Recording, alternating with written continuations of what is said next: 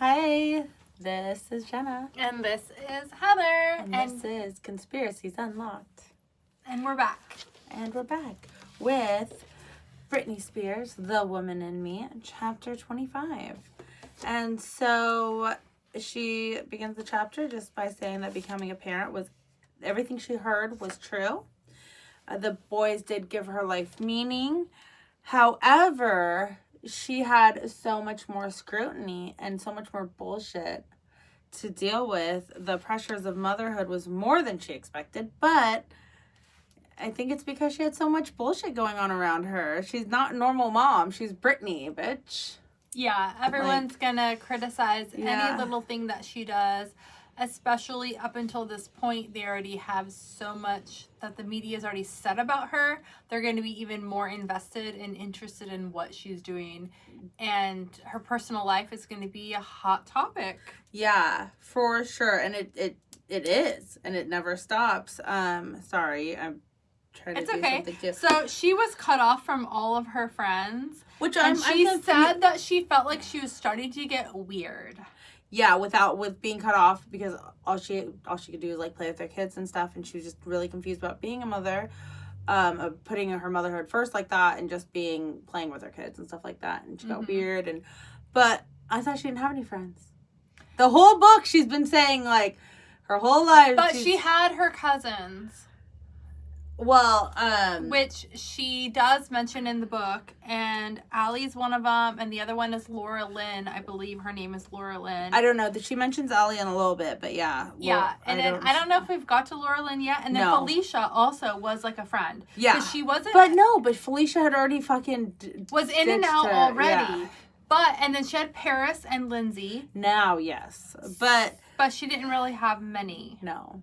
Yeah. So, she realized that everything, quote unquote, normal had been stripped. She couldn't go to the store. She couldn't be anywhere public, or else she'd be on headlines. She couldn't trust anyone. And then she had this, like, oxymoron thing. She had no freedom, but at the same time, she had no security. Yeah, and she felt it's like she's in a prison, but there's no security. She can, like, nothing is like keeping her safe from the outside world. Mm-hmm. But she's stuck inside because the outside world wants to, like... the outside world is, like, to her, it's like the fans love her, the paparazzi hates her, and then that's pretty much all she has is fans and paparazzi. And then even the fans love to hate her. Like, what else does she have? And hate to love her. And she didn't know, I don't know if you said this, but she didn't know if she should just go back to Louisiana and say, like, fuck it all, like Hollywood and the media, and just get away from everything, buy a house and just be with her kids and just isolate herself. And she probably couldn't because of the court case with Kevin. Yeah, I'm pretty sure she couldn't leave the state with her children. So yeah, because they were born in California, so they would be California. Yeah, like everything would have to be through California. So and so she realized that she was just dealing with severe postpartum depression. And I'm like, I don't even think that is postpartum depression. I think that's just like your life sucks. Yeah, but you know what? She probably did have postpartum depression like symptoms, and maybe that's what she was. Yeah, because of everybody going through. Would have that problem, like have those symptoms with everything that was going on, especially when she turns around and Justin and Kevin are just getting praised with and can do whatever they want, you know. Oh yeah, they can party, they can have sex, they can do drugs, they can party, they can be up all night, they can do whatever the fuck they want with no consequence. I mean, she already saw Kevin in the studio just partying with various different people from the video shoot. Very different girls. Different girls, and they already denied her access previously. When they were still married. Yeah. Before Jaden even came into the picture, when it was just Sean. Well, yeah, she was pregnant. Yeah, she was pregnant with Jaden, yeah. So it's crazy. So at this point, she's desperate for anyone to take her mind off of things and just be a buffer between her parents and her. So she's just ready to, like, go out, do whatever. She doesn't care. At this point, I mean, she cares obviously, but she's just trying to do anything. She cares about her kids, and she cares about like her image to an extent, but she doesn't know how to take care of herself. Yeah. So, Kevin Federline wanted full custody because Britney was out of control, and he kept them away for weeks at a time. So she would go there trying to get her kids, and he denied access. Big time. To her kids for weeks and weeks, and she just kept thinking, like, this has to be a joke.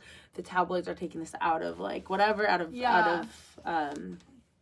context. Yes. So she would say that, like, she would read the tabloids and she would hear stories about other artists and celebrities, and there would be different things written about different people, and she'd always think, oh, it's just like the hype for, like, the publicity or hype for the media, and it's all bullshit, and it's just like he said, she said, just like gossip, like basically a bunch of gossip blown out of proportion. Yeah, but then when it was written about her, she's like, wait a minute, is this just a bunch of gossip and bullshit, or is this really what he wants? And it turns out it was really what he wanted. Yeah. He wanted full custody. He Which did is not crazy. want her access to their children.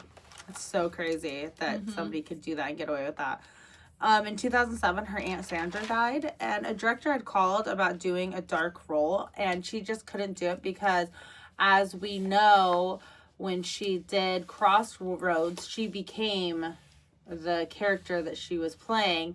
So she was already very upset about Aunt Sandra, so she did not want to chance that, like, going into the darkness when she's already so sad as it is. Yeah, she did say that she was already in a very dark place of her life, so maybe she could have played that. I mean, she didn't say this, but maybe she could have played that character very well because she was already in this dark place, but it would have probably just consumed her even more. She was probably smart not to do that, but I am interested to know, like, what movie or role she didn't that say, was. and she also didn't say, and I'm wondering if it was, because around that time, you know what movie did come out?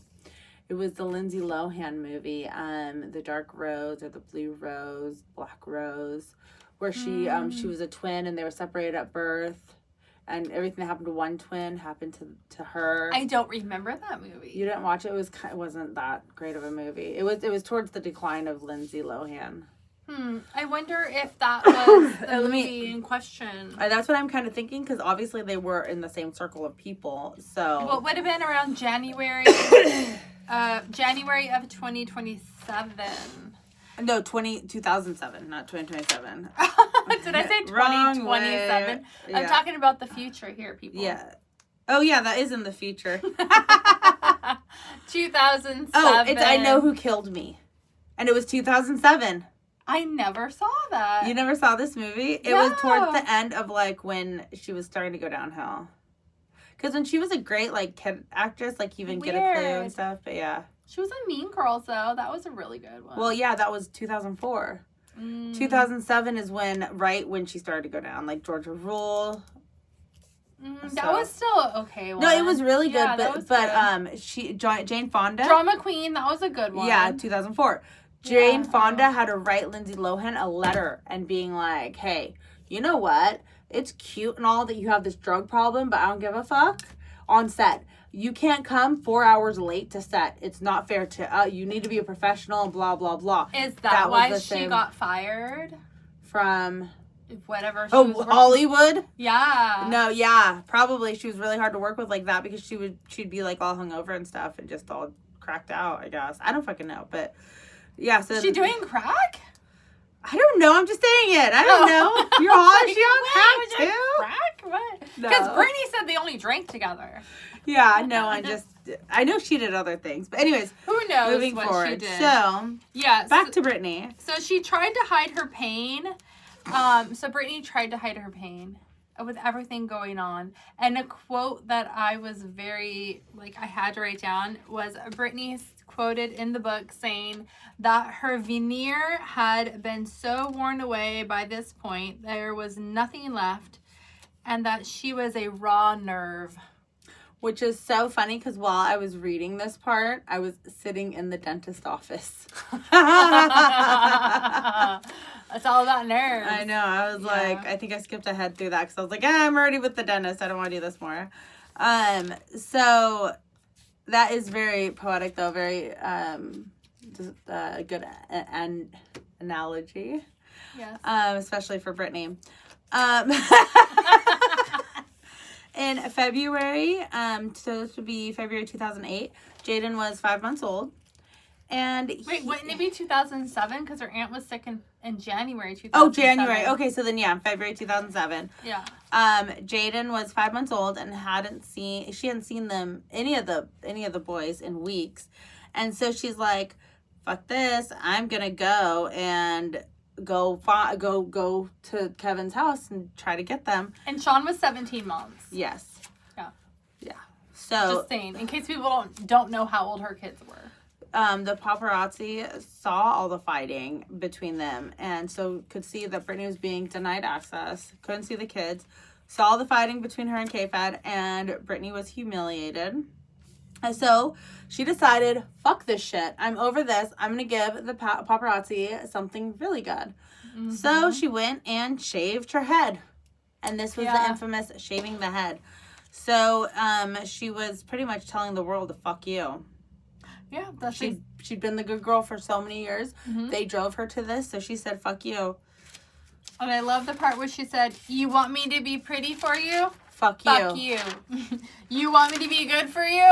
Fuck you. You. You want me to be your dream girl? Fuck you. She was literally trying to make herself just...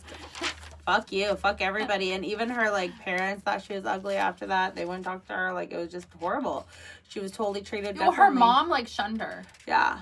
Her mom shunned her. And then she just went on to talk about how, her favorite times are just, taking naps with the boys. And now she's fucking angry. And yeah, she just wanted to be with her kids and snuggle. And just have a fucking normal life. And now she's fucking pissed. Yeah, she didn't care about anything else except for her kids. Yep. And that ends chapter 25. Mm-hmm. Let's move on to chapter 26. Stay tuned. We will be back. Bye. Bye. X. And